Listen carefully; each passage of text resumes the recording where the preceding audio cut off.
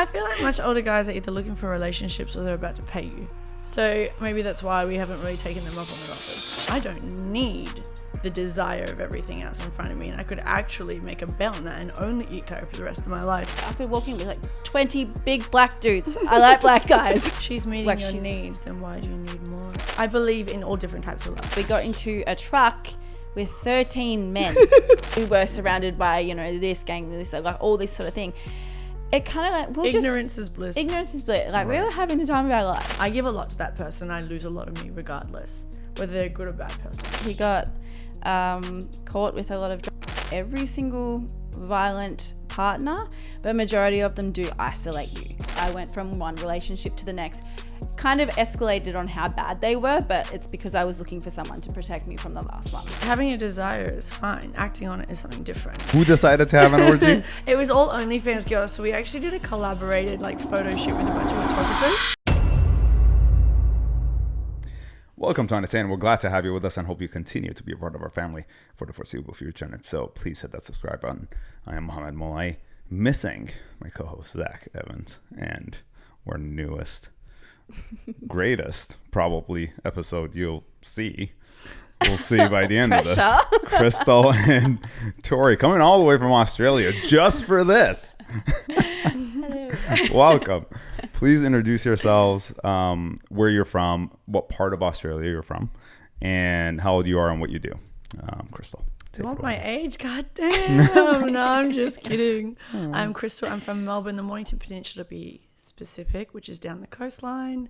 I do OnlyFans and actually have a podcast with my best friend as well. Yeah. But we do speak to sex workers and anyone within the industry around the world. Amazing.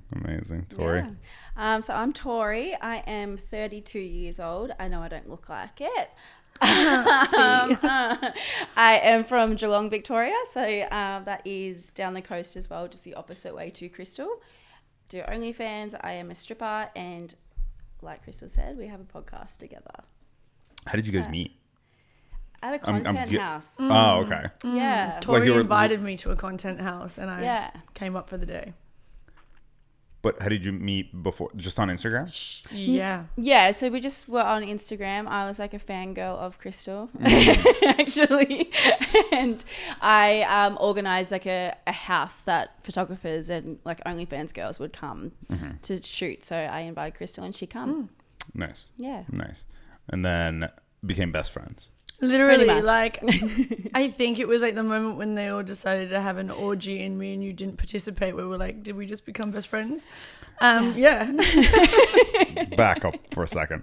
Who decided to have an orgy? It was all OnlyFans girls. So we actually did a collaborated photo shoot with a bunch of photographers, and we all did group photo shoots and stuff like that. And at the end, the girls actually collabed for content. But because it was my first sort of going to anything like that, I actually opted out. You did. I didn't have OnlyFans at that point. I stopped for like 3 months and I just didn't have it. Otherwise, I probably would have been in there. But so we would just listen to all the girls going like, upstairs. Yeah. Okay, so then it was just you two sitting in the living room. Yeah, chatting. well, we just talked a bit and then I left. And then Tori actually arranged a second collab day, of which went terribly wrong because we incorporated cake batter and food and milk, of which we thought would be sexy. The other girls made it look sexy, but me and Krystal did not. And that's when I think we discovered that we were pretty much the same person when I was smearing chocolate cake that looked like shit across her chest. It was a very bad shot and we were just like, this is not hot. We are not hot.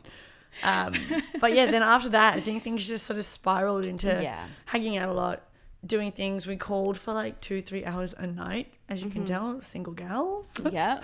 And then it ended up becoming a podcast, an idea, and now traveling the world together. I love how you said as you can tell, as if it's like obvious that you're single. Well, I mean, when you speak to a girl for 3 hours a night rather than your partner, that's like, we single.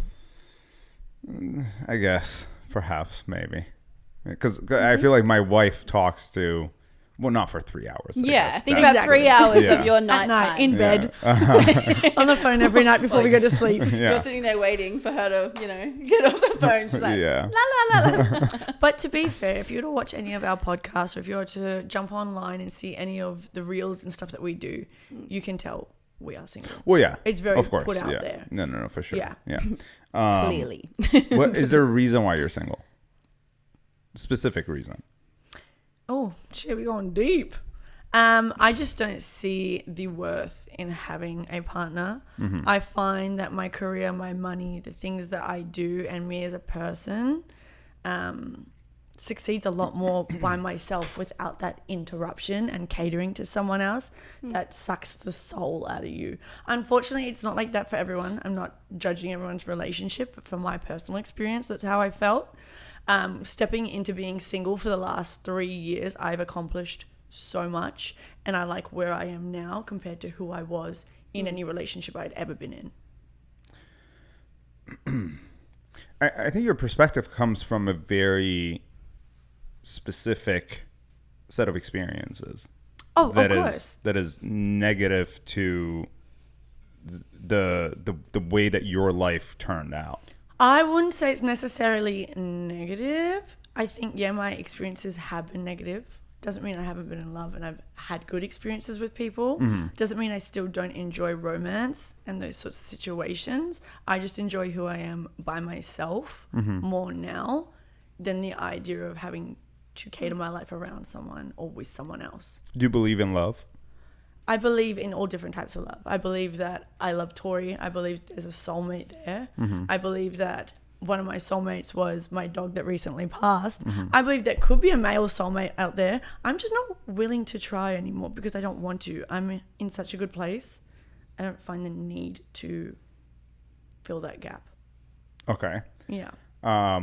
Does it ever scare you that you're going to turn like 70 years old and be without a partner? No, I will be there. Not at all, actually. I think my life is fulfilled a lot more than it having to be with a man or a woman. I don't think I need another person to complete me. Okay. I think my experiences complete me, and that is what I've realized I do fall in love with, is what I do, how I travel, and being alone. I like to be alone, regardless, even when I have a partner. But no, I don't want children either. And this is just a choice of my own, and I don't want children at all. I mean, sure, that's more understandable as far as my perspective is concerned, anyway. But I think when it comes to love, like I just feel like there is a level of intimacy that you can get from somebody you're in love with that no other person can give you. But I'm not saying I'm not in love with people. I'm in love. I have a lot of love in my life. I have a lot of people that I found soulmates. My best mate of 18 years, we said if we were lesbians, we were absolutely suited for each other. We do everything together. We have so much love and so much experience together. So there is love in my life. I'm just choosing not to try and figure out that one person that I want to spend it with because I don't have an interest in it anymore. And don't get me wrong, my background is DV. So I've chosen domestic violence with my last partner. So I've chosen the way I am and the route that I have now because I found peace and love in myself so much that I'm never going to let that change again for what had happened to me. But that's exactly my point, that like your experience shaped your belief system of who you are today, which is, to me, from like what you're saying, and this is just a short amount of time based upon what you explained, it seems like that you have this fear of going back into this pattern that you experienced in the past. And so you don't want that to happen. And now you've shaped your belief system around that specifically. I wouldn't say so. I don't really have a fear of a pattern that I've already gone through because I've gone through it. So I know I can get past it. I just don't want to. I can't be bothered with that anymore. I find that with my personality and who I am, I give a lot to the person regardless whether I'm going to fall head over heels with them and they're going to be the love of my life. I give a lot to that person. I lose a lot of me regardless. whether they're a good or bad person. Mm-hmm. And I realized how much I lost in me by dating and being with someone. And I don't want to do that again. I don't want to lose me due to the way that I love. And that's fine with me. If I said to you that I have a guy for you, and this person... I'd say pass. No. Listen, I have a guy for you, and this person is exactly your type, everything that you want, and he will never hurt you, and he would be your soulmate, and you never have to worry about him being violent or angry or any of those things that you've experienced in the past. Would you say that that's something that you would be okay with, or you would just say no? I think I probably would still say no. I'm not looking for someone to try and complete me. I think I'm pretty complete. So I think maybe there's a stubbornness in me that is happy to sit with that. I don't care to travel with someone or be around someone or have to answer to someone or spend my money on someone or deal with their emotions when they have them. Like, I personally am really happy not doing that. It's just so interesting to me because when you're describing your happiness, this is like fascinating. Like when you're describing your the happiness, you're describing all the opposites of the negative things that you've experienced. What do you mean such? Like you just said, the spending my money on someone, dealing with their emotional baggage, dealing with them being controlling, like all these things, which to me sounds like you're just trying to avoid all that. No, I did all that. I'm not trying to avoid it. I understand. You did all that, and that's why you're trying to avoid it now. No, and that's my point. I'm not trying to avoid anything. I still go on dates. I still fly to other countries to hook up with dudes and stuff like that. I still do that shit. Yeah, but I just casually. don't want them to come home with me. Right, exactly. But that's casually, though. No, but this is just a self-preference. I'm not trying to avoid it. I like hanging out with men, but I don't want them to sleep in my bed. And that's not because I was like, oh my God, my ex slept in my bed and I hated it. No, it's because I sleep better when no one's next to me. And that's just truth. Sure. I don't want someone in my bed. Like, at all. And I also I'm not traumatized because I had to do someone's laundry. I just don't want to. I just don't want to do their laundry. So I would rather not do their laundry. And guess. Do you do your own laundry? Yeah. Okay. Yeah. I do my own laundry, of course. But I don't want to do someone else's. I don't want to pick up their shit off the floor. And that's not because I was traumatized that someone dropped a jacket. It's just because I'm happy doing just my stuff and keeping things neat. And having a clean bathroom and having peace and quiet and not having someone ask me where I am or a good morning message and I don't reply. And I just don't want that stuff. I honestly don't want it anymore. Does Tori make you feel that way? In what way? As in, Tori doesn't message me good morning. Fucking should, but she doesn't. No, because I don't clean up after Tori and she doesn't live with me and she goes home every time. She doesn't live with me. She lives 2 hours away from me, actually. Tori also knows that when we go on trips together and I need space, I'll walk into a room, close the door, and she won't come bother me because I actually need space. It's not just from men and dating. Sure. Like, I'm a very, get away from me and give me time kind of person. Yeah, it just sounds like you found somebody who understands you. Yeah. And is compatible in a lot of different ways. It just sounds like everybody that you were with before wasn't compatible with you. Well, no, not necessarily. I think there were guys that were good and I just chose not to be in the relationship because I didn't want it. I don't want to have to ask someone when we can go on a holiday. I want to leave. I'm a very manic person. So if I want to go to Japan in 2 hours, I want to go to Japan in 2 hours. I don't want to have to ask or talk to someone about that. And if I want to extend my holiday for a year, and I've done it because I didn't want to come home, I don't want to tell someone why I'm not coming back. I just find my true happiness in and outside of my dating relationship has been travel and the freedom that I've had. And I've fallen in love with that, and I lose that when I'm in a relationship, regardless of how nice that person is. I don't want to lose that freedom anymore in me. You keep shaking your head in agreement. Sounds like you kind of... I agree with a lot of that she's saying, yeah. Is there anything you disagree with? No. Okay. Nothing at all, to be honest.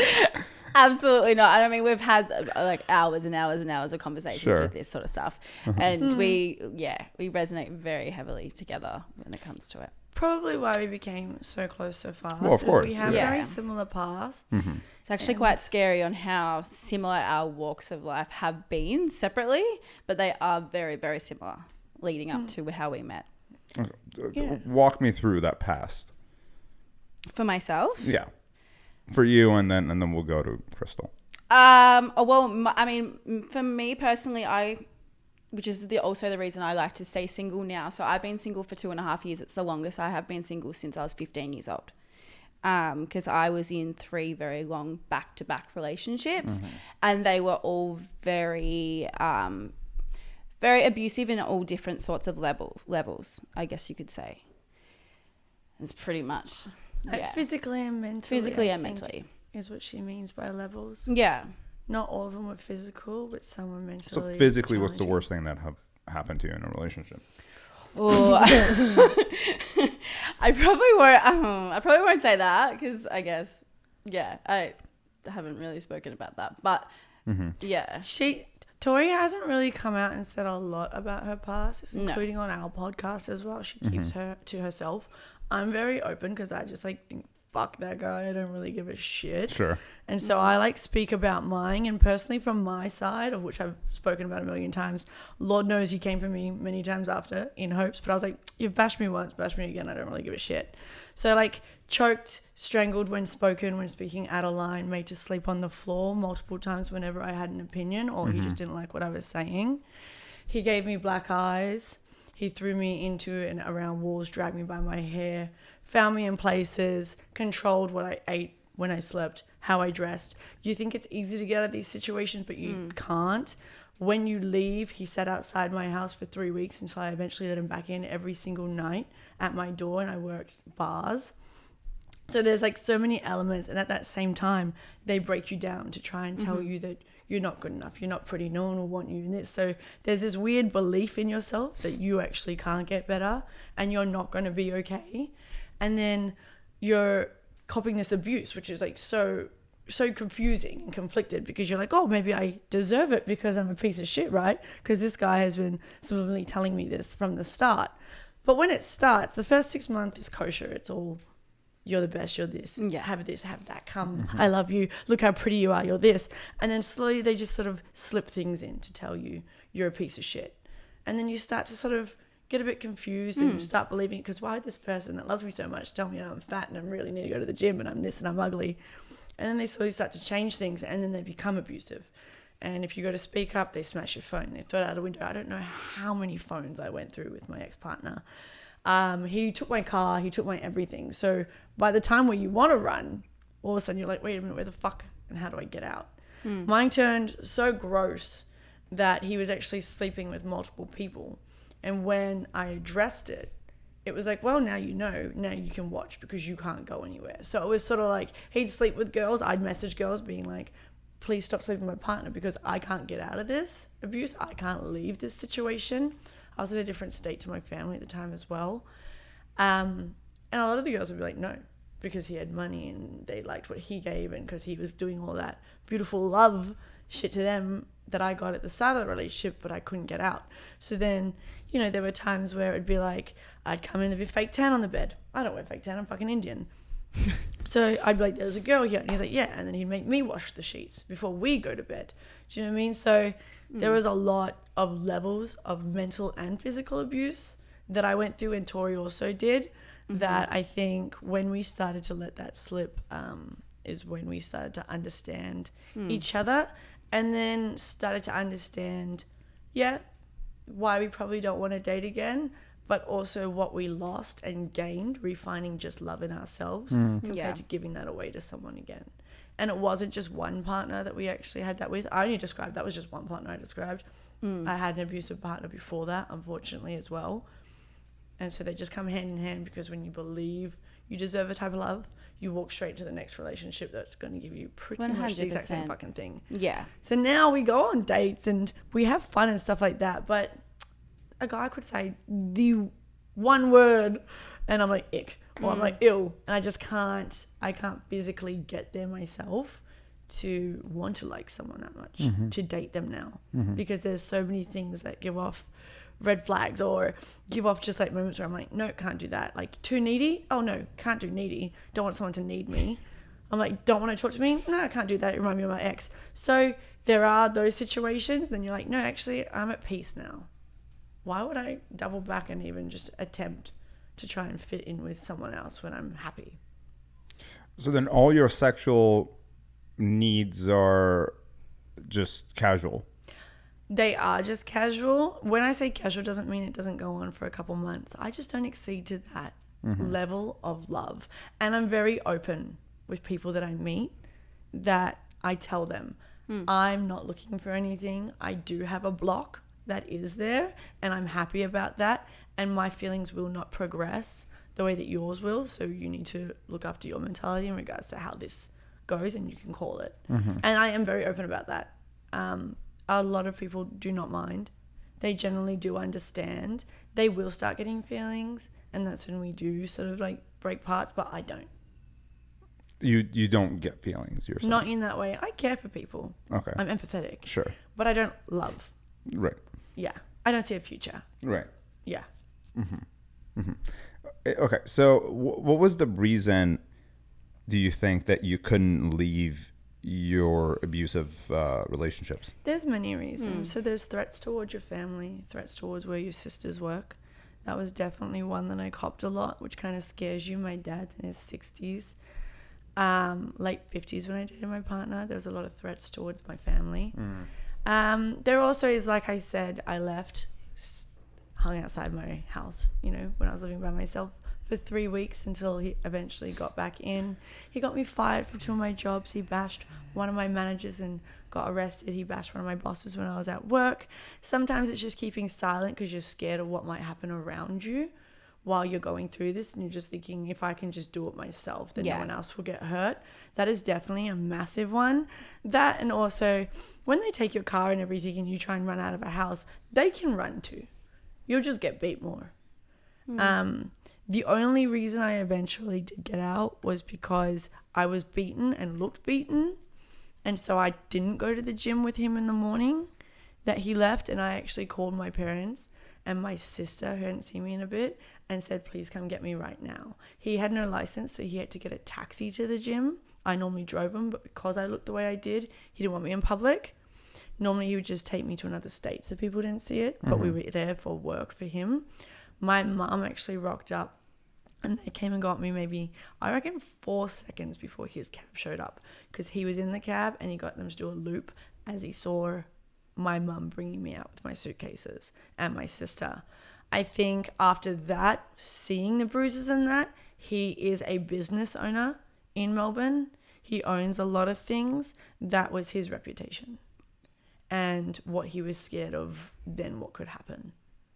So I got a lot of threats, but I didn't get chased down once I got back to my parents' house. Okay. I always have a hard time understanding why girls don't leave. Is that what you... how people get that far. What? Did you not understand what I just said?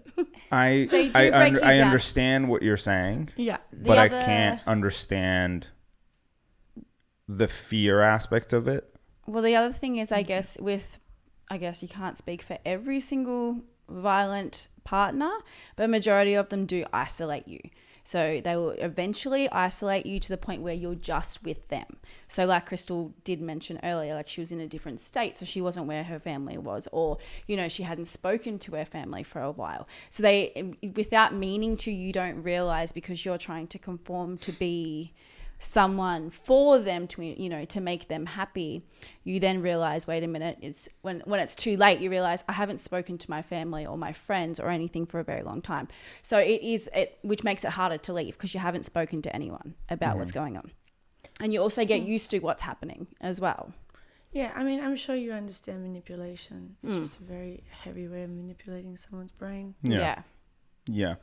I just Anytime I talk to people who have been through these similar experiences, I try to imagine like what I would do.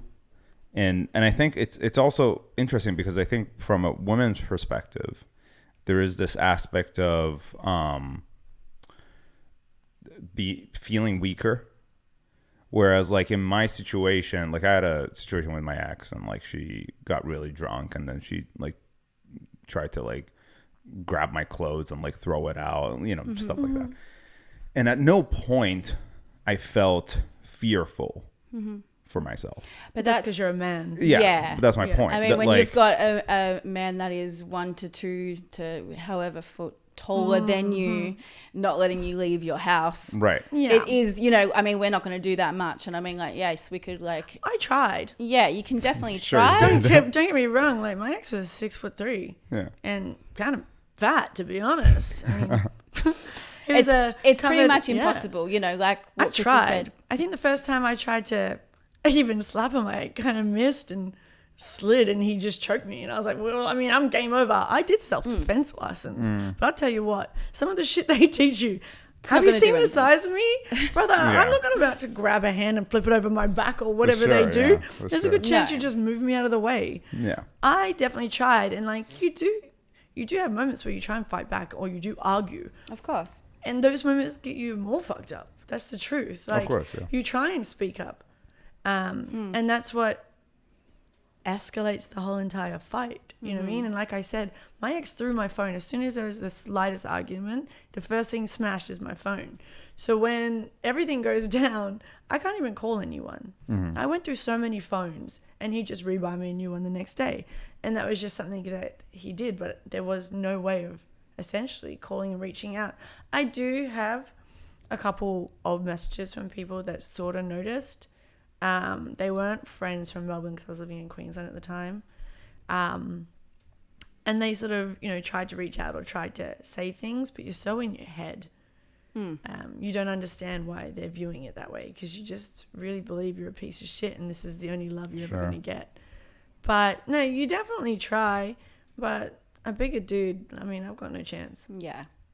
Yeah, I mean, this desire to just like go and call the cops or just like go to the police department, like the police actually, it can make the situation a lot worse. I mean, it's when you speak, I don't know if what they call them in America, we have intervention orders, so it's like I don't know if, does that sound familiar? Restraining order. Yeah. That is probably the most dangerous thing a woman can do sometimes because at the end of the day, it's not escalates the situation, and if they do find you, but you also need proof. See the statistics of how many women die. Like in Australia, there's a big rate in regards to domestic violence, and if you don't have enough proof, then you've just dubbed on them and they can just pop on over. So it doesn't necessarily work the same way at all. I had cops show up screaming loud enough, people will call the cops for you. So cops do show. But again, what they do is with DV in Australia, if you say, no, you can't come in, the cops are still allowed in because it's a domestic violence call. Yeah. But if they come in and the house is clean and they don't see any struggle, which generally isn't because you're getting hit in your face or your body or strangled. My ex strangled me a lot because it left less marks. So if they come in and they don't see anything broken, they leave. And then I'm fucked because they've left and whoever it was that called the cops has now pissed him off even more. So it gets worse. But like they do come, but if there's no proof, it is what it is. I think they should carry one of those like dolls with like cameras in them, you know, and just give it to people. Yeah. It'd be smart. Right before they're leaving. Giving out Here's a free gift teddies. for you. Here's a teddy just for you. place it here. Dude, my ex was like a bikie, bro. He'd like be on that straight away. He'd be like, what the fuck? My exes paranoid were as hell. Crackheads, so they were also paranoid. I actually got accused of setting up cameras everywhere in the house. Oh, really? Because apparently I was getting bikies to come get him, and I'm like, I don't know any bikies. It's the meth, bro. But it is. Like, please don't get us wrong in the way that I still love and the idea for other people. especially when it starts, in a beautiful way and stays that way. Like my best mate's partner just got me to help design their engagement ring, and I'm so excited. And I went and did it all, and he just proposed, and I'm obsessed with that. I love that sort of stuff. It's not like I'm against it. I just know what I prefer and what works for me now, to not be open back to it. Right. Tori, you mentioned you had an ex in prison. Yes, What's that story? Oh, it was very silly. That was that was one of my very long relationships. I won't kind of timeline it, but I just left a very abusive relationship, and obviously was looking for, didn't know at the time, but was looking for someone to protect me from the last one, which is what I've learned in my last 2.5 years. Is I went from one relationship to the next, kind of escalated on how bad they were, but it's because I was looking for someone to protect me from the last one. And that went to prison. So I was with him for only 2 months, I think it was. And then he got caught with a lot of drugs and got put into prison. Yes. And I, silly enough, was like, I've got to be this loyal person. Like he's just gone to prison. I can't leave him. And my mum was like, what are you doing? Like you've just met this guy and he's just gone to prison. Like you leave this guy. And I'm like, no, because that's just the type of person I am. And then, I learned that you could take nudes and get I don't know if you have Kmart here. Do you have Kmart? Yes. Is that a thing? Uh-huh. I got them printed at Kmart. And then mailed them to him. So he had them. But I got banned from printing out photos at Kmart because they saw my nudes. I was going to say that was so long ago. They would have been the one printing them. Yeah, it was. And I didn't really think about it. And they pulled me up and they're like, hey, those images that you're printing off, you got to stop. I'm like, and they're like, you can't actually. So I had to go buy a photo printer. Oh no, but what about my partner in jail? And I was also spraying them with perfume, I don't know. Uh-huh. Good jail bride. Yeah, so never again. You were going all out. I was, yeah. That's interesting. What's the oldest age gap? What's the oldest person you've dated? It was definitely that one. I think he was 3 years older than me. He looked like he was about 20 years older than me. Mine was 10. I'm sorry. You said 20 years. No, he looked like he was 20 years older. He looked like he was 20 years older, but he was 3 years older than you. Damn, that's crazy. He did look that. I met him. Wait, were you guys friends at the time? I met him. We met just before. Gotcha. Gotcha. Okay. She actually I was confused to why they were dating as well. I was like, yeah. And the thing is, Krystal was my biggest support when I did become single, and she helped me a lot actually. Okay, so the oldest you've dated was 3 years apart from you. Yeah. Okay, that's okay. And then yours was 10. Yes. Interesting. Okay, and I feel like you would be approached by men who are much older, but you choose not to go that route. To be honest, we do actually get approached by a lot of people that are 26. We get a lot of oh, really? We've gone on dates with older guys. I mean, I wouldn't claim it as dating or sleeping with, but we've gone on dates with older guys. Yeah. Well, wait, what's the oldest you've slept with? I don't know. I haven't asked everyone's age. No, but I mean, approximately. I would probably say... anybody over 60? No. Oh my God, no. Oh my God, no. That's where you draw the line. I mean, I still want to be... I want them to be fuckable. Do you mean? We don't want to be checking the pulse at the same time. Damn. 60 is not that old. Jesus. No, I would never, because my dad's 64. I think that's a bit... Pretty sure your dad still functions. No, as in oh my God. No, I mean as in dating someone or sleeping with someone his age to me is weird. Gotcha. Yeah. I could never think about doing something like that. I'd probably go 20 years you've never known older. your dad, I suppose. No, that is. I haven't met my dad. But I mean, I'd go 20 years older. I was just thinking, I met somebody that come into the strip club. He comes in quite often, and he's about, I think he's in his 50s at some point, and he's fit. So I don't know. I'm gonna probably take my answer back. I might. It depends what they look like. I feel like much older guys are either looking for relationships or they're about to pay you. So maybe that's why we haven't really taken them up on their offers. Hmm. They're not just trying to date around the fields, you know what I mean, at that age. They've got a motive of some sort. Like what?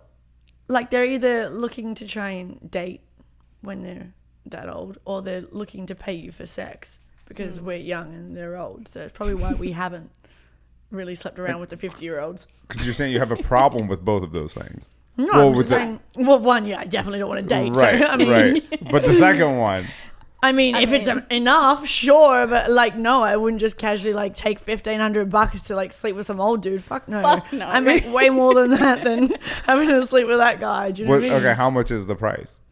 It depends Dude, on the give me person. 100K. 100K. It really does. It depends Sold. on the person. It depends, yeah. Well, Yeah, A sure. very like, high we're- number, but yeah. Okay, we're talking about some like, just like not attractive, in your perspective. And yeah, not attractive. I've slept with ugly young guys. I mean, For 100K. So yeah. One too many drinks. Like, I mean, fuck. Anyone looks attractive. Have you seen my ex? You would be like, dude, you did that for free. So facts? Well, technically, you did that for negative. yeah. I did it for a therapy bill. Actually cost me a lot of money. Yeah. Lots of therapy. That's hilarious. Well, the conversation is hilarious. Your history is not. Look, if you can't laugh about it. We have dark humor. We make light of everything. I mean, I feel sorry. what Like, it is. when we're on a plane somewhere, like when we're flying to Bali, we've got like 6 hours to kill, and me and her just like meh, and we're drinking. because we're drinking, and we're like, we weirdly bond, like, because like I said earlier, we have walked very similar walks of life. Like, it's crazy. Like, there's something, like, she'll come out with something, I'm like, oh my god, that's insane. I went through something very similar. And then we get off the plane 6 hours later and go, god damn, like, so many people on that plane would have heard us talking, but also making really dark jokes in between. Yeah, like no one deserved that at 6 a.m. in the morning to hear about that trauma. Like, they would have been, shocked. But if you can't laugh about it, you'll cry, right? So. I think one of them was the jail thing. I was like, my ex was in jail. And you're like, my ex was in jail. And I was like, well, we got to change our taste in men real quick. That's hilarious. Do you believe in monogamy? Yes. Yes. Wow. That is a shocking answer. Wow. For me personally, I've been in relationships that the partner was very heavily wanting to go the other way. I conformed to that, thinking like I want to keep, make them happy, and I want to Be in an open relationship. just like going to sex parties, all that sort of stuff. And I now know that obviously it might be different with other people, as they were very emotionally abusive. So they could have just been a really negative experience that I had. But I just find that you shouldn't invite other people into your relationship, because I feel like it's just not healthy, in my opinion. Like, Okay, so what's the reason?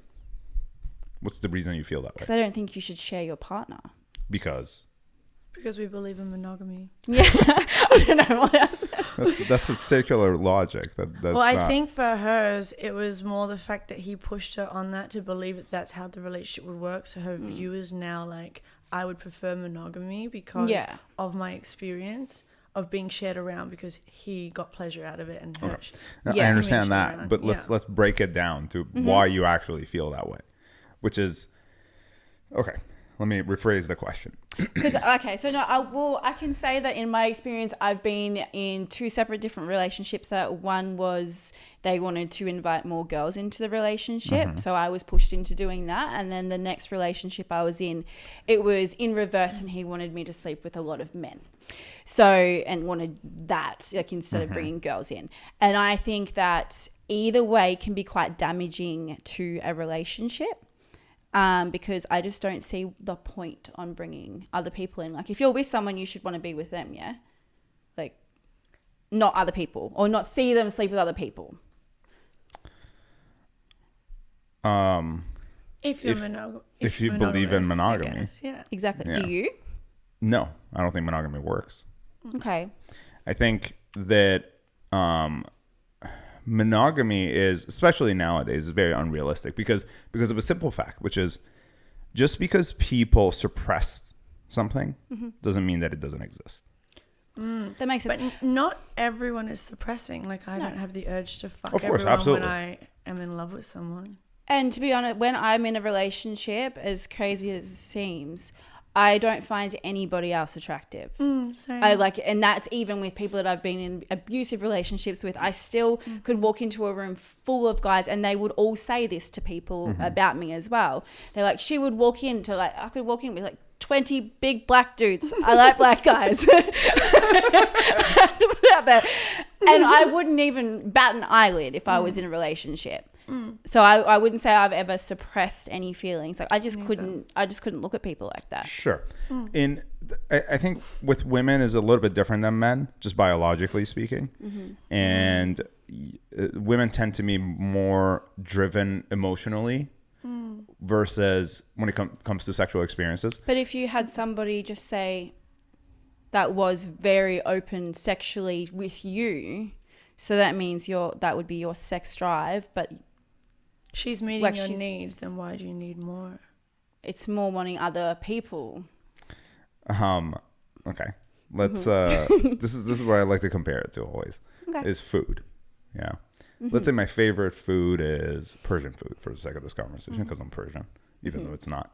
But let's say it is. And just because I love Persian food doesn't mean that I don't like to experience eating other types of food. But a person's not But a pasta person's not dish. food. Yeah, you're not eating it Sure. to satisfy your taste buds and things that you can have because they're there. Like, But it's desire though, and both are the same thing. well, I will say I'm Indian, and if I only had curry When for you the rest say of my Indian, life, you mean I'm Anglo-Indian. My Okay. mom's from India.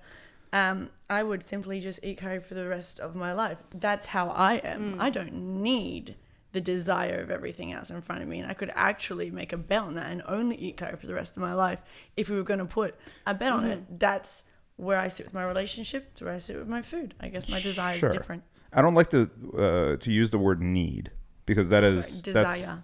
Yeah, because when you say need, it comes from a place of I guess yours is want. like I need oxygen in order to Yeah, exist. so yours right? is a want. Yeah, it's a want. It's not a need. desire. It's just a simple desire, right? Like it's a fulfillment of a feeling, just like you have any other feeling, which is like, do I need to go play football every single Monday? No, but I have the desire to do so, therefore I do. Okay. I find that interesting because you simply sat there and asked me why I didn't want to date someone and why wouldn't I want to be in love again? Why wouldn't I want to give it a go? But you're also someone that is like, but I also want to sleep with everyone else when I'm dating. So Which I'm like, well, question- your dating kind of makes sense to you. Maybe why I don't date is because I am monogamous and I don't like that mentality. Well, and it's getting bigger around And it's me. also, I mean, you asked earlier if we found the right one, would we date? So would it be like the same? How would you know if you found the right one to be with that would make you want to be monogamous? Yeah, well, he doesn't believe in monogamy, so I'm confused by that. If you No, found but the like right if you one, haven't would found you the date? right. If I found, If you found somebody, if you were just out in the dating scene hypothetically, and you met this girl, like a particular girl, and you're like, I only want to sleep with this girl for the rest of my life, like because doesn't I don't see know, that. hey, He doesn't believe in that though. yeah, but we don't believe in dating people. I don't. Do you know what I mean? I don't think. But one is realistic. The other one is not. When you say you don't believe in dating people, your Wait, logic comes from. But this is your opinion. You can't say one is realistic and one's not when Because it's not technically that's about your opinion. But it's a biological response. There's the two are completely different things. One comes from your experience and your trauma. The other, my desire to want to be with women, doesn't come from a place of trauma. It comes from a place just a of personal biological opinion. response. It's from experience still though, because you've experienced sleeping with other women. So that's your desire comes from experience. Which is your opinion. Well, no, when I was 10 years old, I was attracted to a girl that I wanted to sleep with. Like I hadn't slept with anybody, but I wanted to sleep with this girl. You know, I like it's not like there was this desire to love and be loved. There was a desire to like kiss this girl. Obviously, I didn't know what sex was at the time. So, you know. Well, I guess it goes both ways then. I guess I don't desire. But to that's not want to true, love. though. That's No, not it what is, it though, is. but you're now speaking on me. As if you know what I want. Because like, you've had the crazy, desire bro. in the past.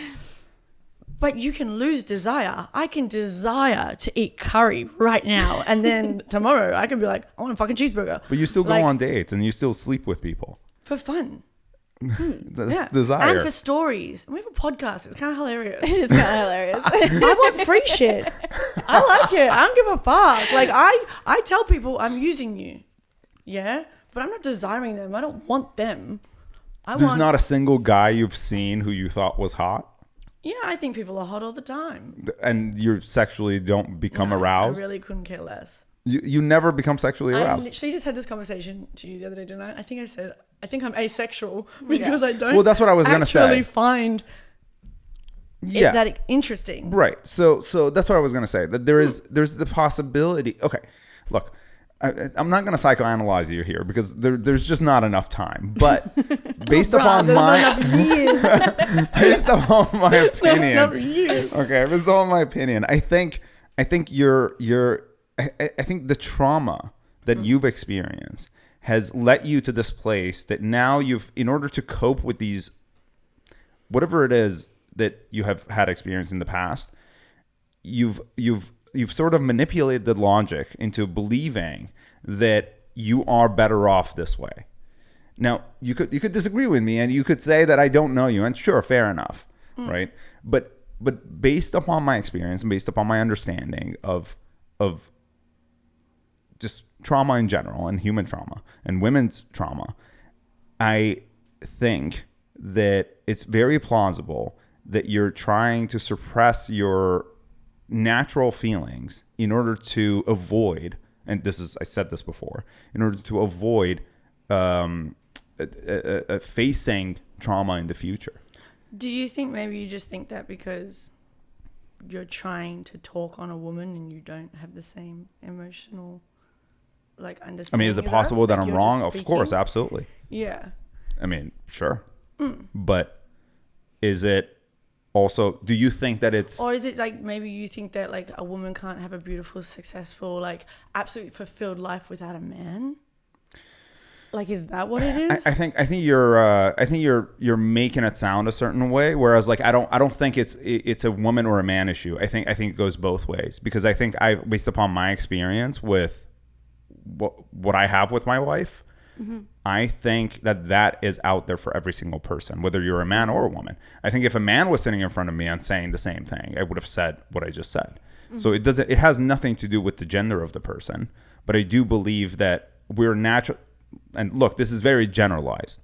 I'm not saying that it's impossible for you to be asexual. Maybe you are asexual all of a sudden, but based upon my experience, people who are asexual tend to be asexual from the very young age.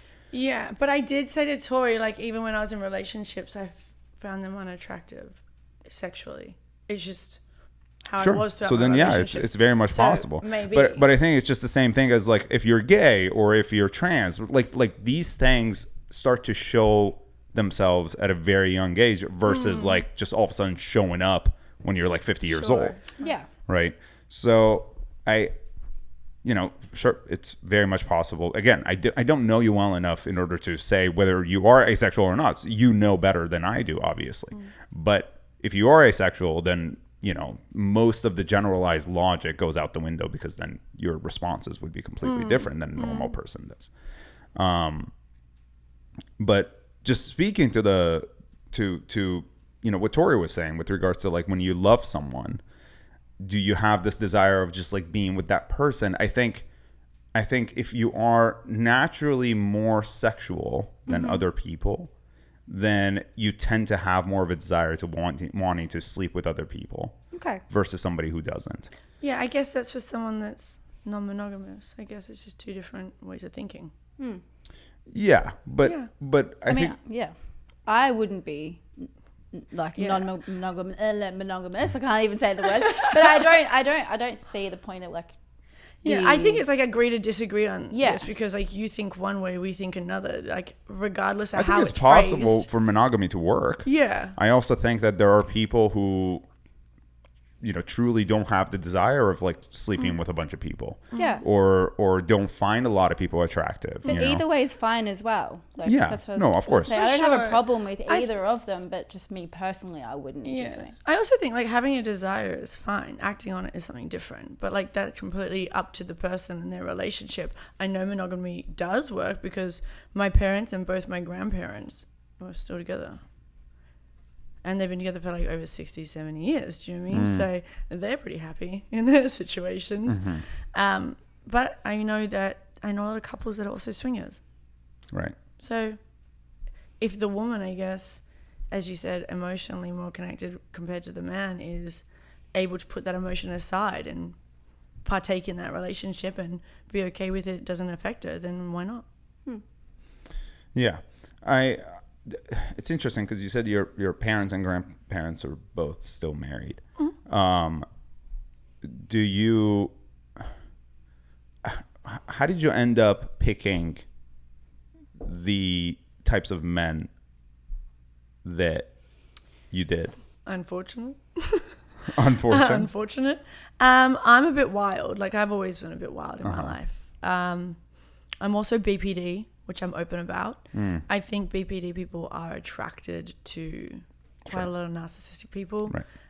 Don't know if it's a fix it or easy convinced or whatever it is. Done a lot of work on my BPD as well, of which why I wouldn't end up in those situations ever again. Yeah. Might also be why I've chosen not to date because of what I lose when I'm with someone because of my BPD with my personality switches and change-ups. But honestly, did a lot of drugs when I was younger, hung around a lot of wrong people, looked at life differently compared, I've got 3 sisters, to my sisters who are married with kids and stuff. Do you know what I mean? I just took a different path. It had nothing to do with my family or anything. It was just simply the way I went through my teens that I think ended me in the relationships that I did. And it wasn't until I did a lot of work on myself did I figure that out. So it definitely was also like a bit of my fault in regards to where I not really like who I picked, I guess, because maybe there were clearer signs about them, but I was in my own sort of path of drugs and life and stuff when I sort of fell into my first abusive relationship. You have 3 sisters. Yeah. You're second to the last? Second to the last, yes. Makes sense. Yeah, I'm a middle child. Yeah. That kind of tracks. Yeah. Yeah, because, I mean, unfortunately, this, especially when there's like multiple of the same gender, the second to the last tends to be the forgotten child. Oh, I wouldn't actually say so. I'm actually my parents' favorite, and all my sisters know it. It's been a fight in our family for years. Your track record. She speaks to them every single day. Like, yeah. Nah, I'm like this with my parents. Always have. Well, you could be close, but it's just it's a subconscious response to the way that things turn out naturally, which is like what's your age difference with your youngest? 5 years younger, 5 years older, and then one up. above. Yeah. Yeah. So essentially at 5 years old, you have one who is becoming hormonal, and then you have one that is just born. So the subconscious response to your parents having to just naturally attend to the other 2 more so than you, because at 5 you're kind of just like gliding at that point still, is essentially where you get the feeling of I don't matter as much. I don't think I've ever had that feeling, but I mean, every therapist, including everyone that tries to tell me why I chose the path I did, is because of that reason. But I honestly would not put it down to my family at all. I put it down. I'm not saying it is. I'm not saying at all it is. I don't personally believe that everything is textbook. Yeah, that, and also I think we have choices that we make that we're responsible for. And I also think that our upbringing has certain effects on us. That's the nature versus nurture theory. I mean, that argument has been going on for a very long time. And I fall to nature more so than I do to nurture. And that's just for the sake of my own personal experiences. But then who the fuck knows? Yeah, no one will ever know. Yeah, I mean, I was told, even with my BPD, look, I was told that, like, obviously BPD is a trauma response when you're young. And they've always, like, tried to be like, oh, you know, from family and whatnot. But I personally couldn't say anything bad about my family upbringing or my experience in it. Sure. So I always just say it must be me and the decisions that I made outside of the house with drugs and people and shit that I did. I wasn't the best child. You don't say. I'm a great kid now, though. They love me heaps. That's hilarious. You said you flew to Spain just for a date. It was a rubbish date too. How did that come about?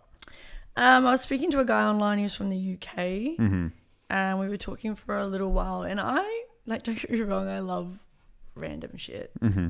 So, like, opportunity comes to do something, I'll jump at it. We were speaking for a couple of months, and he was sort of like, do you want to come to Europe for summer and meet in Spain? And I was like, sure. Look, I think the universe gave me him as a test after my ex, just to remind me that, like, just because they're cute doesn't mean they're great. When I got there, it was actually crazy. He showed himself real quick, but he was very controlling. It was actually a very interesting experience to be in, and so surreal because I'd done so much therapy that it was easy for me to tell the signs of what I would have used to fallen for. Like, he was like, I'll buy and pay for everything for the whole week. You don't at all. Normally back in the day, I'd be like, oh, that's amazing, fantastic. Like, I love that. But then I realized it was more of a controlling aspect in regards to when we ate, what we did, where we went. He didn't want to put my wallet and stuff, and it really controlled the whole week on every single thing that I did. And I was a bit like, oh, I don't like that. He spoke a lot about the girls that he had slept with, which also for me was like an off-putting, not a boast. It wasn't cool to me. I was like, not an interest. Showed me girls that he had been with or what he had found attractive. I find women attractive too, man. You can point them out on the street. I love that shit. But if you're going to continuously talk about them in front of me, I find you off-putting. So there was just so many little factors where I was just like, yeah, right. He's just like another guy that I had dated. And essentially just showed that real early. And for me, after 4 days, I was like, I'm going to go do Europe by myself. And I went and traveled. And he called me a lot, got angry at me a lot. He had my location. He was watching my location. I turned that off soon after. Again, I thought it was cute when we were talking. He was like, send me your location. We can always see where each other are. And then it turned into like, why are you here? What are you doing? It's something I would have normally thought was cute. And I watched it being like, well, this is ridiculous. So it was a good lesson, actually. It was a shitty date, but a good lesson to realize I had changed. Lesson added to the trauma. Yeah, of course. Do you ever find it risky flying random places with random people you've never met? I don't have any fear. I honestly mean that I really don't have any fear towards those sorts of situations. But you've heard of stories of like people going missing. I've been in horror stories. Like what?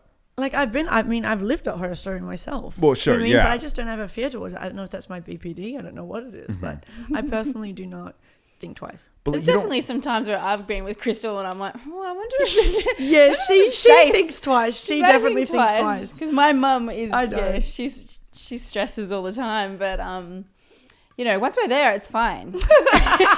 I've made Tori fly out and come party with me in countries with randoms. And yeah, I've taken her to some strange places. But yeah, I don't know. It's just who I am, I guess. Yeah, it's funny. There was like two completely different types of people sometimes. Like you guys, you just like fly everywhere, just like go wherever the fuck. Get in strangers' cars all the time. Yeah, I was talking to this girl and I'm like, hey, like I'm like hosting dinner at the house, like come, and she was like, yeah, I don't go to like random houses. I was just like what do you think is gonna happen? We've actually been just to show up 5 random people's houses on this trip since we've been here. We've been here for 7 days. We have. We went all the way to San Diego last night to someone's house, like for what? Like for the podcast. But she was just like, you can stay here if you want. We have a guest room. We're like, sick. Like, no, it's not even a thought that like crosses my brain, to be honest. Yeah, that's kind of. I think there's like a line that I find like a little, because I think it's like, it's a crazy person most of the time, you could tell. Yeah. You know? Yeah. But there was this one time that, and this is the only time that I've ever been, well, not the only time. There was another time when I was like 18 years old, well, 17 years old when somebody kind of fucked me over. But this other time, there was this one girl who was just a pathological liar, and I never saw it coming. And that was the only time that had ever happened to me, that I like got somebody just like so completely wrong. Yeah. And I always think about that. And I always think about like when I meet somebody and they're saying things, and I'm thinking, are they lying? Like, are they just making stuff up? And it was crazy because this girl was talking to me like she liked me, and she was like flirting with me and like, you know, doing all this stuff. And then she was going behind my back telling other girls that like I was doing things and like forcing her and like doing all this stuff. Oh, wow. And I didn't realize any of this up until one of the girls came to me and said, hey, so-and-so is saying this about you. And it's weird because like I've known you for a very long time and you don't come off that way. And I don't understand, like, is this like, are you doing this? And I was like, what? And then I pulled up her text message, the girl's text messages. And I showed it to her and I was like, does this sound like a person who is like being coerced or like forced or whatever? And she was like, no, this is crazy. Because she's just like telling us like the opposite of this. Yeah. And I was like, that's insane. Unfortunate. Look, to be fair, like when I say these crazy stories and we fly and stuff like that, doesn't mean we don't judge the person first. Do you mean? Sure. Like, Yeah. Like say when I took Tori to, we met, I spoke to randoms and we went to Coachella and stuff with them and partied. Like I go through and see what it is they're after first. And obviously it's like, they're not looking to like be sexual or push or any of that before we go and fly in that way. Yeah. So there's still a safe aspect. It's not just like anything goes. Right. But we are good judges of character as well. So I feel like if there was any time we wanted to dip, we would. We just find that with our energy and what we bring, generally the situations we find ourselves in are fun. Yeah. It's fun situations, and I think people can read us as well. I think we're quite fun people to be around. Yeah. So it always seems it's like a good time. It's not, like I'm not talking to a guy, like I said to you, I'm so honest with every guy that I sleep with now, or any guy I hang out with, on not wanting anything and how the situation will play out. So like complete opposite to like being stuck with someone that's talking shit about you behind your back. What would you say? Okay, we're going to do this. Let's see how well you know each other. What would you say is her red flag? As in her? Yeah, or she doesn't like? No, in her. She's emotionally unavailable. Yeah, but you're emotionally unavailable too. So Yeah. But 100%. That's ironic. So then why would that... Okay, so if that's a red flag in her, wouldn't that be a red flag in you? It is a red flag in me. Okay. If you asked me first, I would have said the same thing about her. Interesting. Okay, so you both think that the one thing... Other than that, we are perfect. It's a red flag to other people. It's a red flag to other people, not us. I think another red flag of hers would be that she doesn't love overly needy and touchy people. That's a red flag in her. Like she doesn't like that. Like she Okay. gets irritated at like really needy people that like want to rely and put their emotions and stuff out there without being asked. Yes. But yeah, I mean, as like we say, they're red flags. They're not red flags to us, but we know they are to other people. People don't like that attribute, I guess, that we have. If someone was looking at us to date us, that would be the red flag that they would find very right. quickly. But I that's wouldn't. What you're asking. I would argue, but I would argue that's not your red flag because of the fact that when you go into, because 100%. Because when you go into just assuming that you're telling the truth, which it is the truth because you're saying it on the podcast, then anybody could see it. But I would say, because you have the honesty of when you're going into something, you're saying, hey, I'm emotionally unavailable. Yeah. Therefore, that's no longer your red flag. Does that make sense? Well, that's good. Yeah. No, you've put that perfectly. I just thought you meant like, yeah, if someone thought it was a red flag, like me saying I'm emotionally unavailable to them, they'd be like, well, that's Yeah, a I red mean, flag. it would be a red flag yeah. if you went into I mean, dating I tell somebody. them my red flag. Yeah. Yeah, and you didn't tell them that you're not Yeah. emotionally unavailable, and then that would be your red flag, because in that it way very they're clear. being manipulated. Yeah. Well, then Yes. if you take it out of the equation of just like being honest and telling the person, of which we admit, then I don't know what your red flag would be. I don't know what yours is. Well, I feel like we're both perfect, but I'm very self-obsessed. She can't reverse park. I can't. No. She's late, actually. She's always late. I'm always late. So there you go. Okay. I don't know if But I they can't count as red reverse flags. I mean, I guess technically you were late an hour here, but I kind of give that a little bit of a pass, just because you're not from here, you don't know, you weren't home, traffic. like Yeah. yeah, it's like kind of you're unfamiliar with a lot of different aspects of what's going on.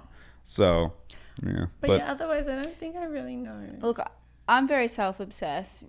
Crystal is as well. you are. But You I'm don't come off also- that way. Really? Yeah. That's good. Why are you looking at me? You thinking I'm then- self-obsessed? I'm obsessed with You do that. Like if I had to pick one, I would definitely say you. But I'm self-obsessed, but I'm also very obsessed Shit. with me and Crystal. Like I think that we're hilarious.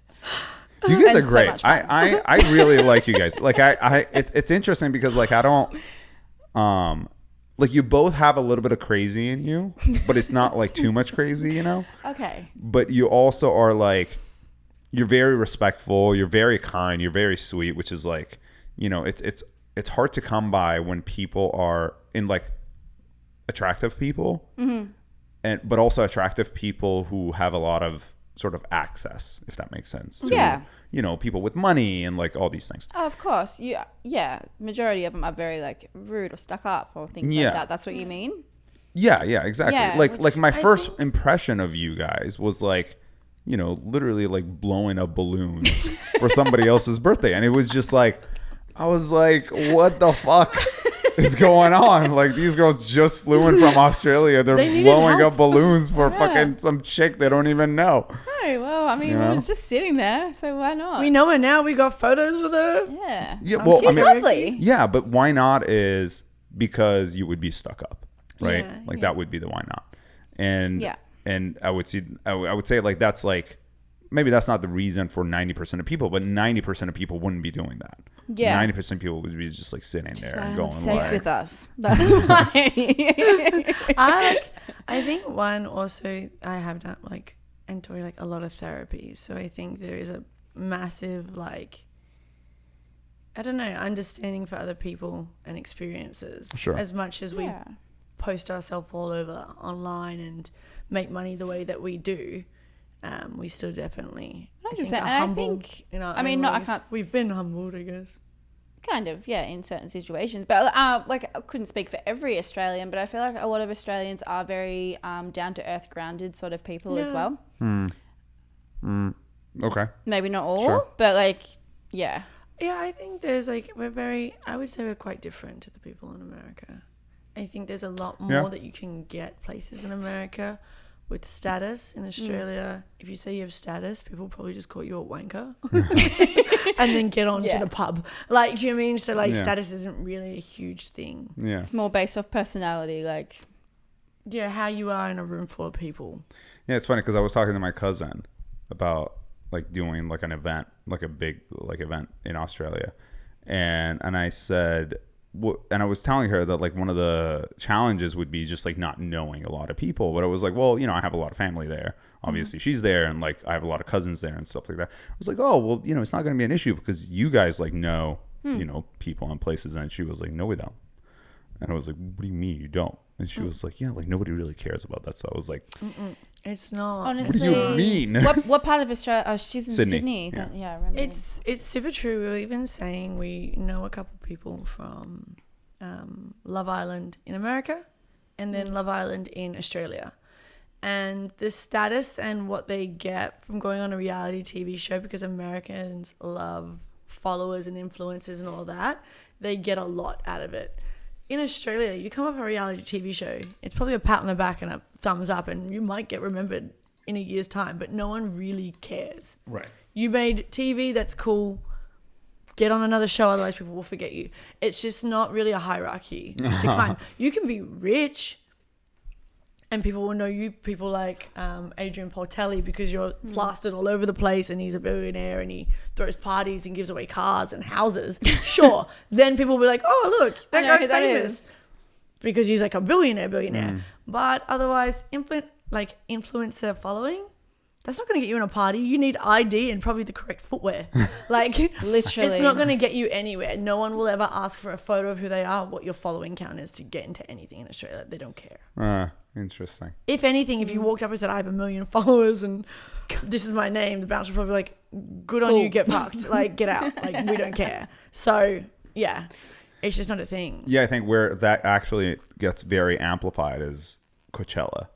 Yeah, massively. Yeah, like that, like that sort of mentality and just like status, the love for status, just like in Coachella parties are just insane. Honestly, we experienced it because the guy that invited me, when I said I would like to bring Tori, he first asked for a headshot and then a following count. And I was like, for what? And they were like, if they don't look a particular way, we don't put them on for the after party. And I was like, fuck, that is a harsh world. Oh, yeah. Mean reality. And ever since we come to things in America, they just sort of like send our link and it's like, yeah, you're in. And you're like, thank God. That's wild, yeah. Because like the day I get rejected, I'm going to be sad. I'm like, shit. Damn it. But yeah, it's like, yeah, it's way different. It's very, very different here. Yeah. Is that the only experience you guys had in Coachella? We actually got artistry bands. We went with a bunch of people. And so, and we went to all the after parties. Like they got us into everything with sprinters and all this. It was actually a really great experience. It was really good. They were really cool people. And they all had like partners and stuff. And it was just like it was like, we were like a little toy. It was like, these are our Aussie friends. The Aussies are here. And like, so we had like a really cool experience. That's funny. What's the craziest experience you had traveling?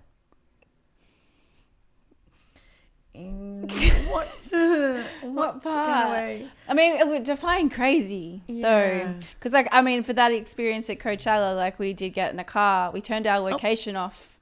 Making it sound real bad. With the people that took us there. We were leaving the after party and then there was a model that I had followed for a while and he came up to me at the afters and was like, you're Krystal. And I was like, motherfucker knows who I am. And he's like, do you want to come to the afters? And we're like, we don't know what that is, but yes. And he's like, well, I'm with this group of guys who's just going to jump in this car. And we were like, okay. So we turned our phones on airplane mode because we were with the group that brought us. We didn't want them to know where we were. And we're like, shit. So as we pull up, No. Let's just highlight the fact that we got into a truck with 13 men. Just me and her. They're our new best friends, yeah. Stacked on them to get to this place. We had no idea where we were going, mind you. Locations are off, so straight. Our loved ones couldn't even find us if we went missing. We were on some substances, let's just say that. It was on the second day of Coachella. We got to this party and the guy's like, by the way, we're not on the list, we're jumping. And so we're like, we're jumping. And we get to this after the afters and we all jumped a fence. To find out women get in for free, and we did not need to jump the fence. Yeah, we did. But we did it. So we jumped the fence, and we end up in this party of which I believe was fun and sketchy. House. Yeah, I think it was like a trap house. It was a trap house. Okay. So when we got back from the party, we walked into the house that was staying with all these other people. They were like, "Where were you?" And we explained where we were, like what house, and the main he guy was like, that was run by the cartel and gangs. And I was like, that makes heaps of sense because all the guys in suits we thought were security guards. And they're like, no, that is the cartel.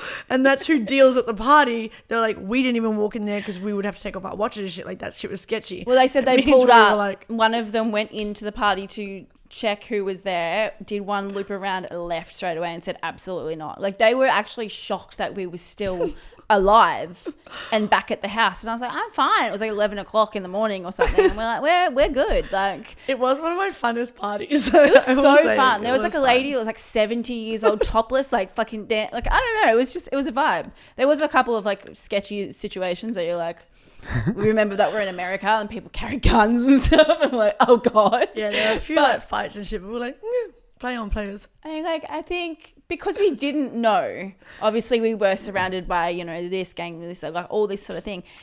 It kind of like, ignorance is bliss. Ignorance is bliss. Like we were having the time of our lives. Just carry it on, yeah. Yeah. So maybe if that's crazy enough for you. Oh, it's yeah. I mean, can you top that? I don't yeah. know. Well, 2 days later we flew to Miami because these randoms invited us to party, and we got there and they picked us up. This might not be crazy, but one of the funniest stories I think I've ever had.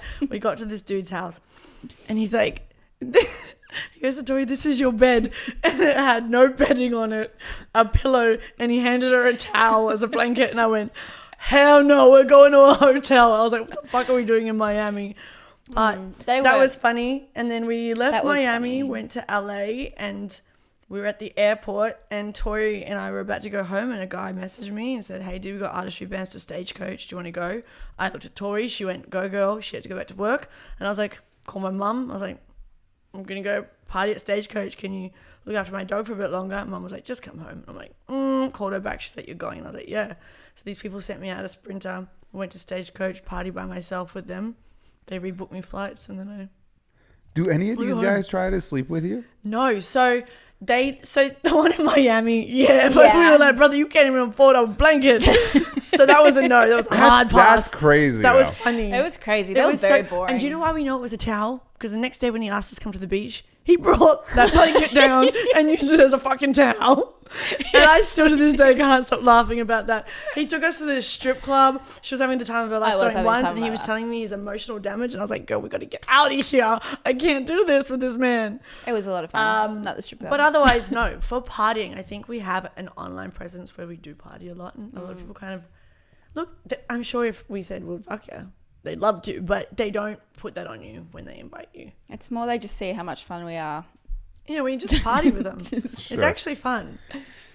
Okay, so this Miami guy, he bought you the flights. Yes. Yeah.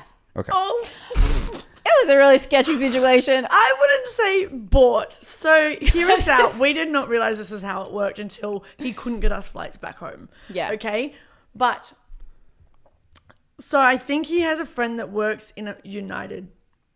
Something. He put you on standby? No, he used other people's points to get us flights. Stop. He was ghetto. Like he was ghetto. Like he had no cutlery, plastic forks, and like plastic cups, and one bottle of water in his fridge, bruh. He was ghetto. He also said, funny. "Let's go for breakfast before the beach," and they took steak and beans. Steak and beans for breakfast. It was wild. It was just bring so funny. 2 Australian girls for that. I mean, she's half Indian, but goddamn, like, it was a really ghetto, and he really liked juice. Like he just like the actual orange, like sure. freshly squeezed juice. Where did you meet this guy? Didn't we met him when we got to Miami? Yeah. Okay, but you met him online. He hit me. He just sent me a DM on Instagram. You looked at his Instagram. What did you think? He was pretty. Yeah. Okay. He was pretty. Okay. All right. Yeah. Got it. And I didn't speak to him much before we went there. He just offered, and I was like, "Fuck it, we're already in America. Do you want to go to Miami, Tori?" And she was like, "Yeah, okay." You want to go to Miami on somebody else's points that we don't know? We didn't know the points thing until the way home. Yeah. When like we're like, "Are you going to get our flights back to LA?" I ran out of points. Well, yeah, we're like, "Are you going to get our flights back to LA?" And he's like, "I've got a guy. And I'm like, "A guy for what? Like, what do you mean?" Next minute, there's a guy that works there going in trying to find people with points to buy the flights. And we were like, yeah, what is this? So we're like, "So you didn't even fly us out? You're stealing points from people? Yeah. You're literally stealing points from other people." And he's just like, and I was like, "Whoa." So we left and obviously booked our own flights home. We got our own flights. We were like, "We're out of there, man." That is crazy. Yeah. That is crazy. What's interesting though, I think you could have just posted something being in Miami, and like a bunch of people would have hit you up. No. Yeah, look, we were invited to a couple nights out with tables and girls, but we didn't really know how Miami worked. We didn't actually know anything about Miami. It's the first time we've been there. We still don't know the right areas or anything about it. We would like to do it again to experience Miami, but yeah, we just personally didn't know, and we had a flight out of LA home. Yeah. So just let me know next time you guys end up going there. Yeah, for sure. I'll introduce you to my We definitely want to see Miami. We just saw it from a whole different angle. It was. Yeah, no, that is sketchy as fuck. Like I just I understand how somebody would, go as far as like stealing points and like getting flights and like all that stuff. Okay, sure, fine. But like a towel. Sheets on a fucking bed, bro. No sheets. I know. No sheets. Actually, I'll tell you another story, which you're probably gonna be like, what the fuck? But me and Tori went to Bali last year. Oh yeah. And I teed up This guy. a sugar daddy to pay for our stay in Uluwatu. We were in Canggu again. When you say sugar daddy, no, it does not mean you sleep with them and whatnot. There's always an understanding of what you're going to do. He also was young. So he was about 29. Wow. And he was like, okay, I could do this. He was a chef on like a cruise.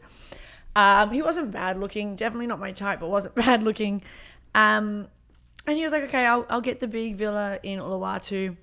You guys can come down. We were in Canggu. We met a bunch of other dudes that we actually went on a 5-day bender with and had the time of our life. And they were hilarious. They were 25, so they were quite young.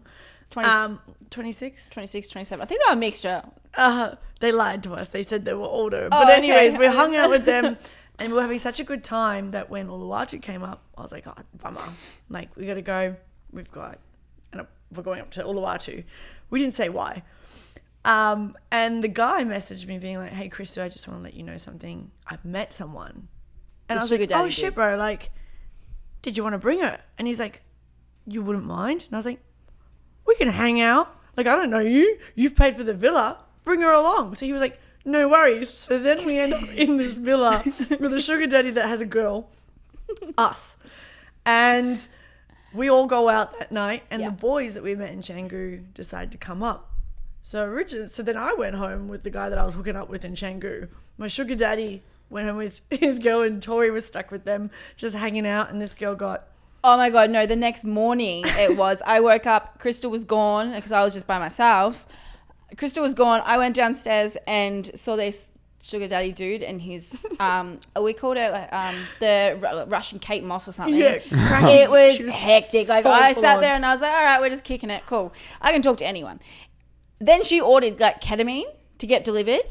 And for the next 13, I think it's either 13 or 16 hours. Tori's never done ketamine, No. by the way, so she didn't even understand what this girl was on. I was watching this girl go and do line after line, and she couldn't speak. She couldn't, and she'd just pop up, start talking, and then she'd go into the pool, and I was like, is she going to die? Like, is she going to drown? And I basically babysat this girl for like the entire time.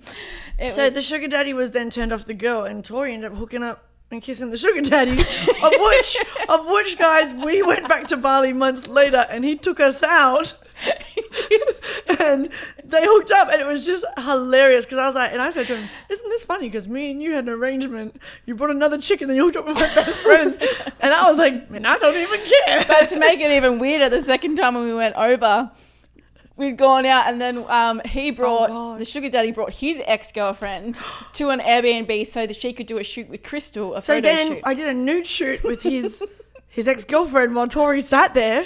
And we did this naked shoot in a bathtub right after I had met a German person that didn't speak English and went on a bender with him. Yeah. And then I popped straight to this shoot, did a naked shoot with her. Never got those photos. Never saw them. I don't know what happened there. And then 2 months later, I ended up in Japan with the German that I met. He flew me there. I went and partied with him in Japan. So when you say crazy stories, there's a lot. There's a levels. There's heaps. I could go on for days. Like, it's all we do. It was fascinating. It's just like, what? Okay. The sugar daddy, the 29-year-old chef, why did he need to... It was just to have someone to hang out. I think he personally, so he chefs on cruise ships and they go in and out of places. And so he was just on a sugar daddy website, which I was on. And he was like, I don't normally like pay to hang out with people, but I was like, well, I don't normally hang out with people without being paid.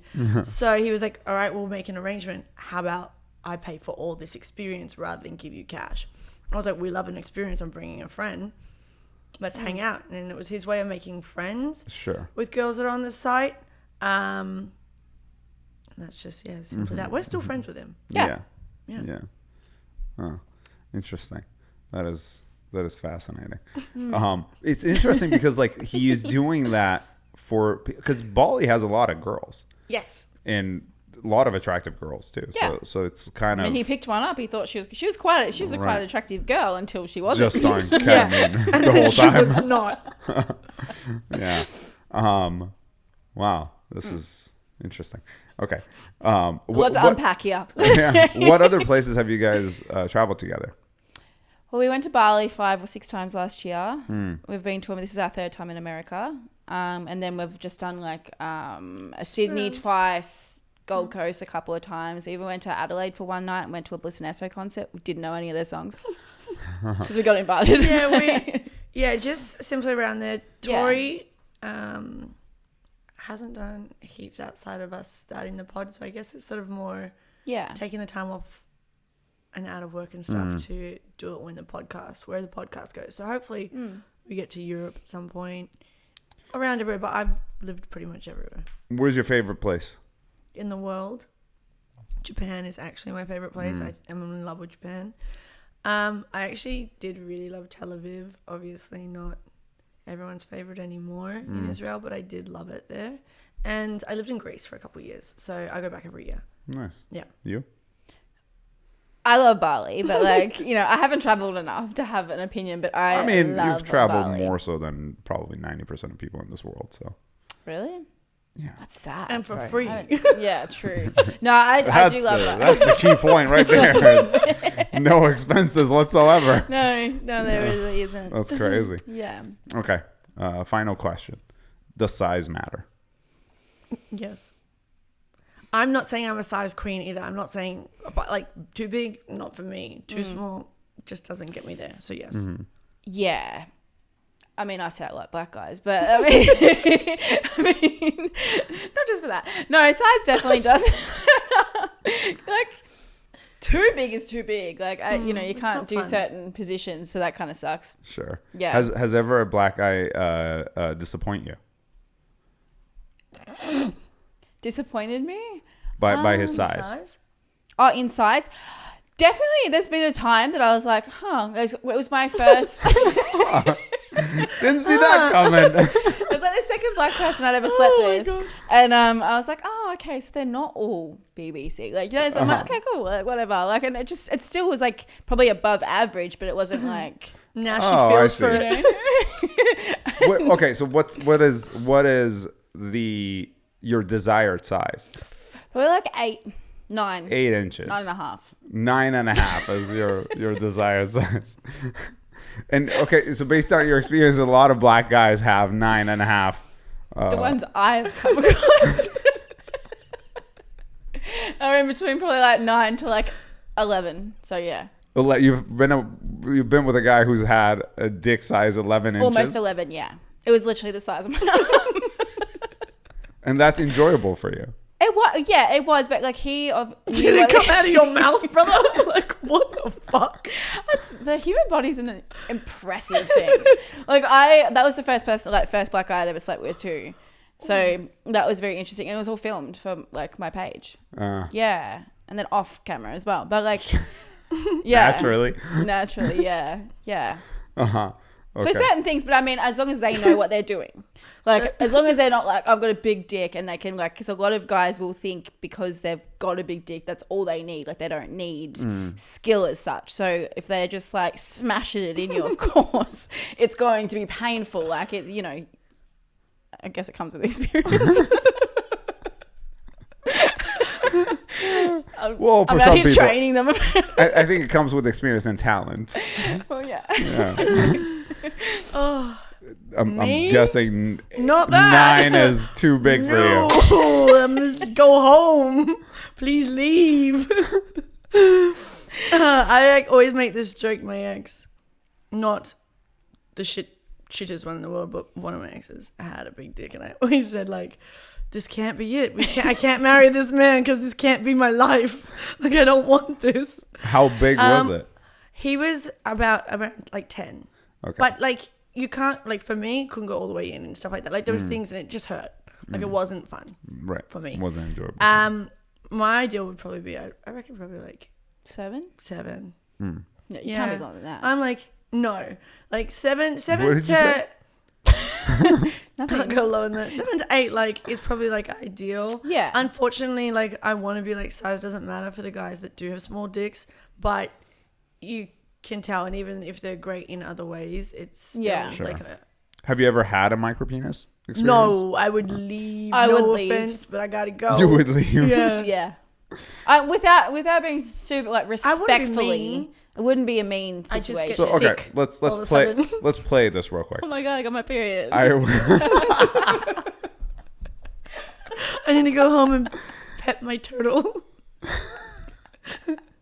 Okay, so Mom, so the is that guy the guy takes off his pants, and Yeah. there's like you see clearly not much he can do, right?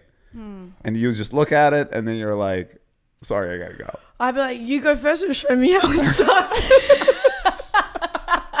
Like, are you a In girl? what part would you like me to grab and play? Just tickle your balls. Imagine if there were huge balls. What though. hole is that going in exactly? Have you done this before? Are you a virgin? Oh my god, look, I mean, I could never. Send me a dick pic first. Oh, fucking hell. I feel like But you like, can look, tell by without a micro penis, I've gone home on someone that's gotten naked before when I decided I'm not into it. So, I mean, I could imagine I'd For play what it off reason? the same. I just realized I wasn't attracted to him anymore while I've it was happening. I've definitely stopped while it's happening, and I'm like, okay, I'm kind of over this now. Yeah, because like I've done that before. Because I'd slept with him a couple of times, and I was like, you know, this is He kind of wasn't boring good. now. Okay. No, like it was like boring after a couple of times. I don't know. I was just like, okay, I'm not into it anymore. Get off me. Really? Yeah, once I've done that once. I've done. Mine was more just like I think I was a little intoxicated, and then like Sobered up. the drive back to his, and then there, and then in the act, I sort of sobered up a bit, and I was a bit like, Yeah. oh, actually, No. I don't know what the fuck I'm doing. Hey, so like I've had that experience, and then left, because I was like, I don't know what I'm doing. Like that's just silly. But yeah, I mean, if it was a micro penis, bro, I just have to tell him, like, I don't know what to do here. I gotta go. I mean, they would probably expect that though, yeah. Like, they're not getting it in. Like, what are they going to do with that? Thumb punch it in? Like, come on, bro. What's happening? You're going to film me with your balls too? Like, what's the go? I don't know, but there was this one girl who came on the podcast, and she strictly goes for guys with micro penises. Like she just tries to like find guys. Like she has like this. Okay. Yeah, like how you want Yeah. a 18-inch enough. cock. Oh no, 18 is wants- too What does much. she do Come on with now. it? Just talk to him. You say 18 is too much, as if you've had one before. No, I haven't, but I actually have a double dildo that is that size, and I would never attempt You it. tried it. You were like, how far can I go in And that's how she knows where her limit is. before it hurts? I mean, I actually have. What is the limit? Probably Like right before it comes out of your throat, or like what? I mean, no, I would say 11. I don't think I could do it. Then again, never say never. I don't know. I don't know. I haven't found it yet. The limit does not exist. And that's just, you guys are hilarious. Well, No, this is why we have a podcast. yeah, naturally, yeah. Thanks for coming on the show. Appreciate it. This has been just, I don't like, even what know. the fuck? Our clippers are going to love this. This is just gold. You need a drink now. So you're like, I gotta go. So you still want to hang out with us now? Actually, I mean, even more so.